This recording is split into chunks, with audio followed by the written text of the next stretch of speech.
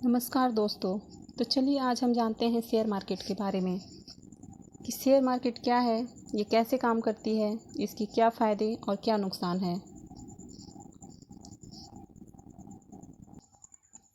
Share market, stock market और equity market, इन तीनों का एक ही मतलब है। शेयर मार्केट वो जगह है जहां आप किसी कंपनी के शेयर को खरीद सकते हैं, बेच सकते हैं। शेयर खरीदने से मतलब है कि आप किसी कंपनी में कुछ % ऑनरशिप खरीद रहे हैं और यदि कंपनी में प्रॉफिट होगा तो उसका कुछ % आपको भी मिलेगा, और यदि कंपनी में लॉस होता है तो ये लॉस आपको भी सहन करना पड़ेगा। मान लीजिए आप कोई बिज़नेस शुरू कर रहे हैं और आपके पास 50,000 रुपये हैं, पर बिज़नेस शुरू करने के लिए आपको 1,00,000 रुपये चाहिए। अब आप अपने दोस्त के पास जाते हैं और उससे कहते हैं कि तू भी मेरे बिज़नेस में पैसे लगा और हम दोनों 50-50 का पार्टनरशिप करते हैं। आपका दोस्त तैयार हो जाता है और आप दोनों डील कर लेते हैं कि जो भी प्रॉफिट होगा उसे आप और आपका दोस्त 50-50 शेयर करेंगे। यही काम शेयर मार्केट में भी बड़े स्केल पर होता है। यहाँ पर भी कंपनियाँ अपने शेयर को लोगों को देती हैं और उस शेयर में आगे जो भी प्रॉफिट या लॉस होता है तो वो भी लोगों में बांटा जाता है। अब ये जो कंपनियाँ अपने शेयर को बेचती हैं तो वो कैसे होता है, तो इसके लिए स्टॉक एक्सचेंज बनाए गए हैं जो कि पब्लिक और कंपनियों के बीच में एक ब्रोकर का काम करती हैं। तो ये स्टॉक एक्सचेंज क्या होता है? स्टॉक एक्सचेंज वो जगह है जहाँ पर कंपनियाँ आके अपने शेयर को बेचती हैं और पब्लिक जाके उन शेयर को ख़रीदती हैं। फिर उसके बाद पब्लिक भी उस शेयर को सेकेंडरी मार्केट में एक दूसरे से ख़रीद और बेच सकती हैं।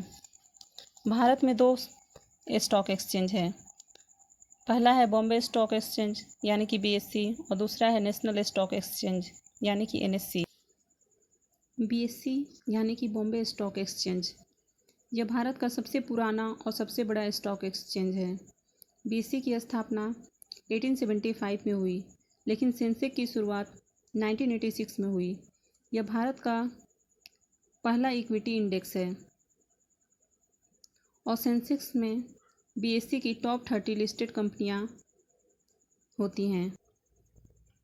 1995 में BSE ने ऑनलाइन ट्रेडिंग शुरू की और BSE दुनिया का 12वां सबसे बड़ा स्टॉक एक्सचेंज है। और अब चलिए हम बात कर लेते हैं NSE की। NSE यानी कि नेशनल स्टॉक एक्सचेंज, यह भारत का सबसे बड़ा स्टॉक एक्सचेंज है और इसकी स्थापना 1992 में हुई और यहीं से इलेक्ट्रॉनिक एक्सचेंज की शुरुआत हुई और पेपर सिस्टम को ख़त्म किया गया। 1996 में निफ्टी की शुरुआत हुई। अब निफ्टी क्या है? तो निफ्टी NSE की टॉप 50 कंपनियों का इंडेक्स है। और कैसे पता चलता है कि शेयर मार्केट की कंपनियां ऊपर जा रही हैं या नीचे जा रही हैं? तो इसके लिए हमें सेंसेक्स और निफ्टी को देखना होता है। अब यह कैसे पता करें कि शेयर मार्केट ऊपर जा रहा है या नीचे जा रहा है? तो इसके लिए हमें सेंसेक्स और निफ्टी को देखना होता है। अब इसमें जो सेंसेक्स और निफ्टी में जो लिस्टेड कंपनियां होती हैं, ये उनका एवरेज प्राइस निकालकर सेंसेक्स और निफ्टी का प्राइस बनाया हुआ है। अब यदि सेंसेक्स का प्राइस ऊपर जा रहा है इसका मतलब है कंपनियां अच्छा परफॉर्म कर रही है और शेयर मार्केट ऊपर जा रहा है। और यदि सेंसेक्स और निफ्टी नीचे जा रहा है इसका मतलब है कि शेयर डाउन जा रहा है, शेयर मार्केट में गिरावट है। अब ये जो स्टॉक मार्केट है ये भी 2 तरह के मार्केट में डिवाइडेड है। पहला है प्राइमरी मार्केट और दूसरा है सेकेंडरी मार्केट। अब ये प्राइमरी मार्केट और सेकेंडरी मार्केट क्या होता है? तो चलिए सबसे पहले हम समझ लेते हैं प्राइमरी मार्केट के बारे में। तो प्राइमरी मार्केट वो मार्केट है जहाँ पर कंपनियाँ आके अपने शेयर को बेचती हैं, ही शेयर के प्राइस को तय करती हैं। लेकिन ऐसे में तो वे अपने शेयर के प्राइस को बहुत ज़्यादा रखेंगी ताकि उन्हें बहुत ज़्यादा मुनाफा हो, लेकिन यहाँ पर एक्सचेंज ये तय करता है कि वे अपने जो शेयर का प्राइस है उसे फेयर रखें।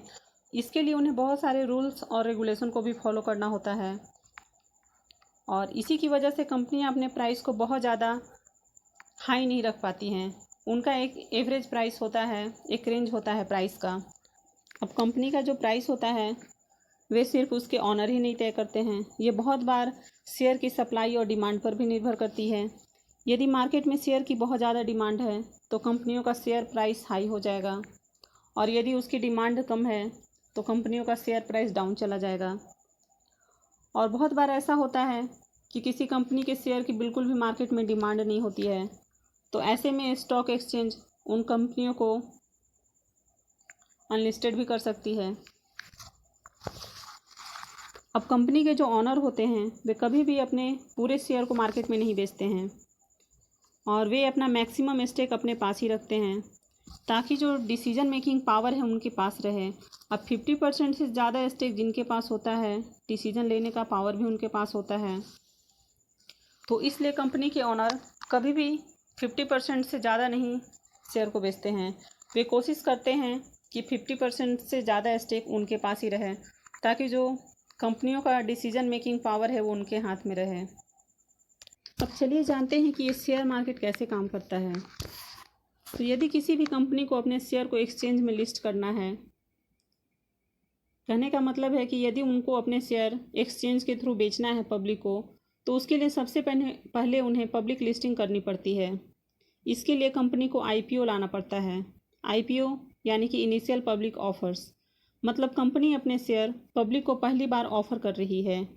एक्सचेंज में लिस्ट कराने के लिए कंपनियों को एक बहुत ही स्ट्रॉन्ग प्रोसीजर से गुजरना पड़ता है ताकि कोई भी कंपनी अपनी वैल्यूएशन बढ़ा चढ़ा कर न बता दे और पब्लिक को बेवकूफ़ न बनाए। इसलिए लिस्टिंग के प्रोसीजर को बहुत ही स्ट्रॉन्ग और स्कैम प्रूफ बनाया गया है। इसके अलावा कंपनियों को सेबी के रूल्स और रेगुलेशन को भी फॉलो करने पड़ते हैं। अब सेबी क्या है? SEBI security and exchange board of India. अब सेबी यह तय करती है कि कंपनियां उनके नॉर्म्स को फुलफिल कर रही हैं या नहीं, ताकि पब्लिक को कोई नुकसान ना हो।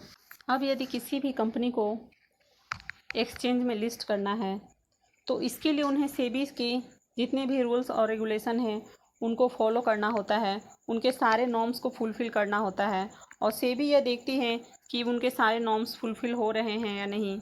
यदि सब कुछ सही होता है तभी कंपनियां लिस्ट होती हैं, और उसके बाद कंपनी का आईपीओ आता है, जिसके ज़रिए पब्लिक कंपनी के शेयर को खरीद पाती है। अब चलिए हम आगे देखते हैं कि किसी भी कंपनी के शेयर को कैसे खरीदा और बेचा जाता है।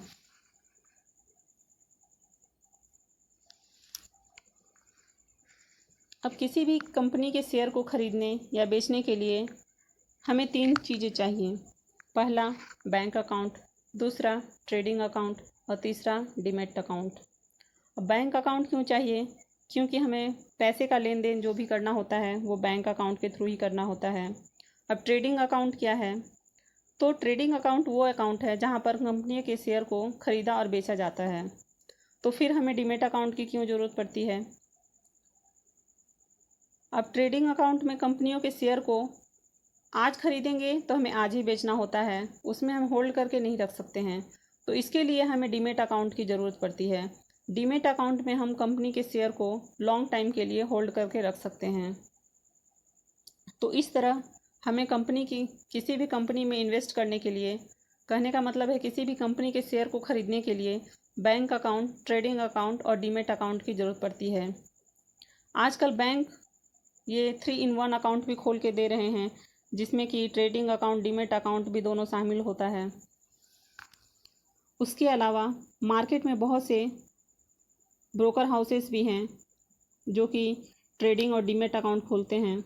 अब हमें बैंकों के पास अपना डीमैट अकाउंट खुलवाना चाहिए या ब्रोकर हाउसेस के पास? तो बैंक जो होते हैं वे बहुत ज़्यादा चार्ज करते हैं, जैसे उनका चार्ज होता है 1%, वहीं पर ब्रोकर हाउसेस 0.5%, 0.1%, 0.3%, इस तरह उनके चार्जेज होते हैं, जो कि बैंक की अपेक्षा देखा जाए तो बहुत कम है। तो इसलिए इस तरह ब्रोकर हाउसेस के पास डीमैट या ट्रेडिंग अकाउंट खुलवाना ज़्यादा अच्छा होता है। अब चलिए हम बात करते हैं कि क्या हमें शेयर मार्केट में इन्वेस्ट करना चाहिए या नहीं करना चाहिए। शेयर मार्केट में इन्वेस्ट करना फ़ायदेमंद है या नुकसानदायक है। तो चलिए हम ये भी देख लेते हैं। यदि हमें शेयर मार्केट का बिल्कुल भी नॉलेज नहीं है और हम सारा का सारा पैसा किसी के कहने पर किसी एक ही कंपनी में जाके इन्वेस्ट कर देते हैं तो ये बहुत ही रिस्की हो जाएगा और ऐसे में हो सकता है कि हमारा पूरा पैसा डूब जाए। लेकिन यदि हमें शेयर मार्केट की नॉलेज है, हम कंपनियों को अच्छे से समझते हैं, कंपनियों के सारे फंडामेंटल्स चेक करते हैं, कंपनियों के प्रॉफिट और लॉस स्टेटमेंट को देखते हैं, कंपनियों के बारे में यदि हमें अच्छा अनुभव है और किसी एक कंपनी में निवेश करने की जगह यदि हम बहुत सारी कंपनियों को चुनते हैं निवेश करने के लिए, तो ऐसे में होता है कि यदि कोई एक कंपनी डूब जाए तो बाकी की कंपनियां हमें अच्छा रिटर्न देती है। तो ऐसे में हमारा पैसा डूबने का बिल्कुल भी चांस नहीं होता है, या ये बोल सकते हैं कि ऐसे में हमारा पूरा पैसा कभी डूबता नहीं है और हमें बहुत अच्छा रिटर्न भी मिलता है। तो शेयर मार्केट में रिस्क भी है और रिटर्न भी है। यदि आप अच्छे से कंपनियों में इन्वेस्ट करते हैं, कंपनियों के बारे में सब कुछ जानते हुए, यदि आपको कंपनियों के बारे में अच्छी जानकारी नहीं है तो आप अपने फाइनेंशियल एडवाइज़र की हेल्प ले सकते हैं और उनके कहने के अनुसार यदि आप इन्वेस्ट करते हैं तो आपको बहुत अच्छा रिटर्न मिल सकता है। तो जैसा कि हम बहुत पहले से सुनते आ रहे हैं कि शेयर मार्केट एक जुआ है, सट्टा है, लॉटरी है, इसमें हमारे पैसे डूब जाते हैं, तो ऐसा बिल्कुल भी नहीं है। यदि आप समझदारी के साथ निवेश करते हैं तो कभी आपके पैसे डूबते नहीं हैं, बल्कि बहुत अच्छा रिटर्न आपको मिल सकता है। लेकिन क्योंकि हम लोगों ने सुन रखा है पहले से कि शेयर मार्केट सट्टा है, जुआ है, तो हमारे दिमाग में यही बातें घूमती रहती हैं कि शेयर मार्केट से हमें दूर रहना है। पर सच्चाई तो ये है कि शेयर मार्केट हमें इतना अच्छा रिटर्न बना कर देती हैं जो कि कहीं और पॉसिबल नहीं है।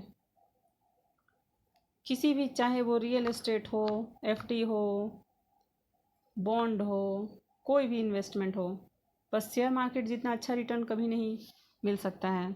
शेयर मार्केट हमारी उम्मीद से ज़्यादा हमें रिटर्न बना कर देती हैं, बशर्ते कि हम अच्छी अच्छी कंपनियों में निवेश कर रहे हों और हमें बहुत ज़्यादा रिस्की और बहुत ज़्यादा जिन कंपनियों के बारे में हमें पता नहीं है, यदि हम उनमें निवेश करने से बचते हैं, अच्छी अच्छी कंपनियों में निवेश करते हैं जिनका कि फ्यूचर बहुत अच्छा है, जो कंपनियां आगे ग्रो करने वाली हैं, तो हमारा इन्वेस्टमेंट भी ऑब्वियसली ग्रो होगा और हमें बहुत अच्छा रिटर्न मिलेगा।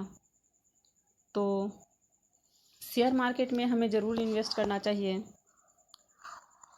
इंडिया में देखा गया है कि मात्र 5 से 6% लोग ही शेयर मार्केट में इन्वेस्ट करते हैं, जबकि अमेरिका की बात की जाए तो वहाँ 60 से 70% लोग निवेश करते हैं। अब यहाँ जो 5 से 6% लोग निवेश करते हैं, तो सोचिए कि जो भी प्रॉफिट होता है तो हमारे देश में बस कुछ ही % लोग हैं जो कि बहुत अमीर हैं, और जितने भी अमीर लोग हैं उन सब के बारे में पता किया जाए तो एक चीज़ तो कॉमन उनमें मिलेगी कि वे सारे के सारे लोग शेयर मार्केट में ज़रूर इन्वेस्ट करते हैं और उन्होंने शेयर मार्केट से बहुत अच्छा पैसा बनाया है।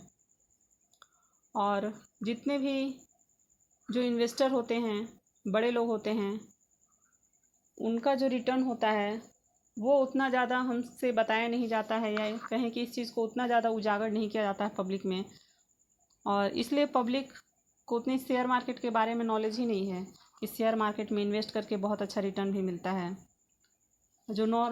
जो कॉमन लोग होते हैं वे तो बस FD, gold, real estate, bond यहीं तक सीमित होते हैं। इवन कि बॉन्ड में भी बहुत कम इन्वेस्ट करते हैं। आजकल थोड़ा म्यूचुअल फंड में लोग इन्वेस्ट करने लगे हैं, पर ऐसे भी सारे के सारे लोग शेयर मार्केट से दूर ही रहते हैं और बहुत कम लोग इसमें इन्वेस्ट करते हैं। लेकिन यदि शेयर मार्केट में अच्छे से इन्वेस्ट किया जाए, सब कुछ जान के इन्वेस्ट किया जाए, आप अपने पूरे पैसे को किसी एक ही समय में पूरा पैसा ना लगाएं और अच्छे से जांच कर और बहुत सारे कंपनियों में डाइवर्सिफाई करके अपने इन्वेस्टमेंट को करते हैं, तो गारंटीड आपको बहुत अच्छा रिटर्न मिलने वाला है। तो इसलिए शेयर मार्केट में ज़रूर इन्वेस्ट करना चाहिए। अब शेयर मार्केट कभी अप जाता है तो कभी डाउन जाता है, तो लोग ऐसे में बहुत डर जाते हैं कि हमने जो पैसा लगाया है उस दिन यदि शेयर मार्केट डाउन गया तो हमारे पूरे पैसे डूब तो नहीं जाएंगे। तो इससे बचने का सबसे अच्छा तरीका ये है कि हम जब भी शेयर मार्केट में कोई शेयर खरीदें तो हम उसे लॉन्ग टर्म के लिए होल्ड करके रखें, क्योंकि कोई भी कंपनी आज या कल अप है डाउन है, लेकिन वो फाइनली लॉन्ग टर्म में वो अप ही जाने वाली है और बहुत अच्छा रिटर्न बना कर देने वाली है। तो यदि आपको इन्वेस्टमेंट करनी है, कंपनियों में पैसा लॉन्ग टर्म के लिए होल्ड करके रखना है, तो आपको बहुत अच्छा प्रॉफिट मिल सकता है। अब यहाँ पर शेयर मार्केट में आप यदि ट्रेडिंग करते हैं तो मैं बोलूँगी कि ट्रेडिंग बहुत ही ख़तरनाक है और इसमें ऐसा होता है कि अचानक आज शेयर आपका अप है और कभी भी वो डाउन जाएगा और आपके पूरे पैसे ख़त्म हो सकते हैं, पूरे पैसे डूब सकते हैं। तो इसलिए शेयर मार्केट में इन्वेस्टमेंट तो अच्छा है पर ट्रेडिंग अच्छा नहीं है, क्योंकि ट्रेडिंग से आपके पूरे पैसे डूब जाते हैं। और ट्रेडिंग एक तरह से देखा जाए तो थोड़ा थोड़ा ये सट्टा, लॉटरी, जुआ इसी की तरह है, क्योंकि इसमें बहुत ज़्यादा रिस्क होता है। इसमें कोई गारंटी नहीं होती कि आपको पैसे बनाकर मिलेंगे कि नहीं मिलेंगे। ऐसा होता है कि आपके पैसे बहुत बार बहुत अच्छे आपको पैसे मिलते हैं, रिटर्न बहुत अच्छा मिल जाता है, लेकिन बहुत बार ऐसा भी होता है यदि आप 4 दिन शेयर में अच्छी कमाई कर लेती हैं, यदि आप 4 दिन शेयर में बहुत अच्छा कमा लेते हैं तो 5वां दिन ऐसा होगा कि अब 4-5 दिन में आपने जितना भी कमाया है वे सारे के सारे आप गंवा दें। तो इसलिए आपको ट्रेडिंग से बचना है और आपको सिर्फ इन्वेस्टमेंट करना है। अब ट्रेडिंग कौन करते हैं? अब जो दिन भर लगे रहते हैं शेयर मार्केट में, जिनका कि फुल टाइम जॉब है शेयर मार्केट में कि ट्रेडिंग ही, और उनको बहुत ज़्यादा जानकारी होती है क्योंकि दिन रात वो इसी काम में लगे हुए हैं, तो वो करते हैं। लेकिन आपको ट्रेडिंग नहीं करनी है, आपको इन्वेस्टमेंट करना है और शेयर मार्केट में इन्वेस्टमेंट से ही पैसे बनते हैं। अब वारेन बफेट सर बोलते हैं कि यदि आपको कोई कंपनी अच्छी लगती है तभी आप किसी कंपनी के शेयर को ख़रीदें, और शेयर ख़रीदने से पहले आप ये ज़रूर तय कर लें कि आप यदि इस कंपनी के शेयर को ख़रीद रहे हैं तो क्या आप इसे 10 साल 12 साल होल्ड करके रख सकते हैं, या आप इस कंपनी के शेयर को लॉन्ग टर्म के लिए अपने पोर्टफोलियो में रख सकते हैं, तो ही आप कंपनी को ख़रीदें। इन्वेस्टमेंट से ही बहुत अच्छे पैसे बनते हैं और हमें हमेशा इन्वेस्टमेंट ही करना चाहिए, न कि ट्रेडिंग करना चाहिए। ट्रेडिंग बहुत रिस्की है। तो इस तरह शेयर मार्केट में देखा जाए तो नफ़ा भी है और नुकसान भी है। यदि इन्वेस्टमेंट करते हैं तो आपको बहुत अच्छे प्रॉफिट मिल सकते हैं, लेकिन अगर आप ट्रेडिंग करते हैं तो हो सकता है आपको नुकसान हो जाए। तो इसलिए शेयर मार्केट अच्छा भी है और बुरा भी है, और मेरा ऐसा मानना है कि शेयर मार्केट में हमें ज़रूर इन्वेस्ट करना चाहिए। और हम अपने पैसे जब भी शेयर मार्केट में इन्वेस्ट करते हैं तो हमें ये भी देख लेना चाहिए कि कभी भी हमें अपने पूरे पैसे को शेयर मार्केट में नहीं लगाना है। हमेशा पैसे को जो इन्वेस्ट करने का एक तरीका होता है, तो हमेशा अपने पैसे को डाइवर्सिफाई कीजिए। आप अपने कुछ पैसे आप रियल एस्टेट में लगाइए, कुछ पैसे गोल्ड में लगाइए, कुछ पैसे आप एफडी में भी रखिए, कुछ पैसे आप अपने कैश भी रखिए, उसके बाद आप शेयर मार्केट में इन्वेस्ट कीजिए। तो इस तरह हमें अपने पैसे को यदि हम डाइवर्सिफाई करके शेयर मार्केट में इन्वेस्ट भी करते हैं तो हमें लॉस नहीं होगा, और लॉन्ग टर्म के लिए रखते हैं तो हमें हमारी उम्मीद से ज़्यादा रिटर्न बनाकर मिलेगा। तो इसलिए शेयर मार्केट में ज़रूर निवेश कीजिए। चलिए, आज हमने जाना कि शेयर मार्केट क्या है, यह कैसे काम करती है और इसके क्या फ़ायदे क्या नुकसान हैं। तो इसी के साथ अब मिलते हैं नेक्स्ट वीडियो में। Thank you.